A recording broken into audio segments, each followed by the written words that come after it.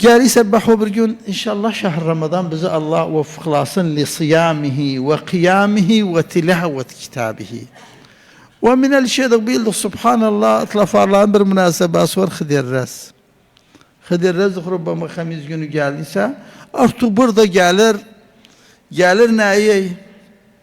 El-ikbal ala ma ya'nik ve terk ma la ya'nik.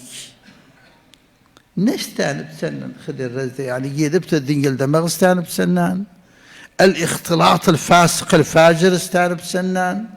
Hel bu haviyet tılafarın hada haviye aşairiyedir. Aşairlerin adeten gıyraları, behası bir ferdlerine şeyler olur. Niş bile yavaş yavaş temmatını alıyla bu mefahimleri, bu kavaidil aşairi baksa gediler orada ve idâ bihi keennehu harici taktiye oluptular. Harici taktiye ahlakiye. Harici taktiye, ihtilat, rakız falan ile özlerine seperiyse yani şeyler. Onlar mesela bu dünya alıptılar, ahiretleri yoktu. Sen ne işkilerse burada hasire dünya vel ahire. Tlafara giderse miskin, tlafara bir müsteşfası var.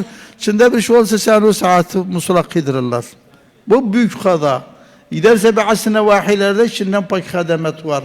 Müsteşfasından bile içine ihtimam var. Gelirse tlafada miskin, içine bir cihaz ranin bakarsa hele yoktu. İşte devlet zayıf, fakirdi miskinler alamiler bir işine bir şey cihaz alamiler. El muhim, hele bu tlafada da yaşar, hele gider ardından da cehenneme geçer.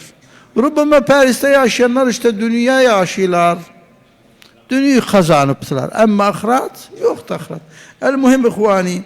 Biz bir de batıl şeyler Hıdırrez kadıyası gelende özü mesela bir takvim menahid Hıdırrez ve içine mukayyat olsun her şebeplerine, kızlarına, oğlanlarına keda sefere istesele şarda geçsinler özlerin fi nussul ceratime geçsinizlerin.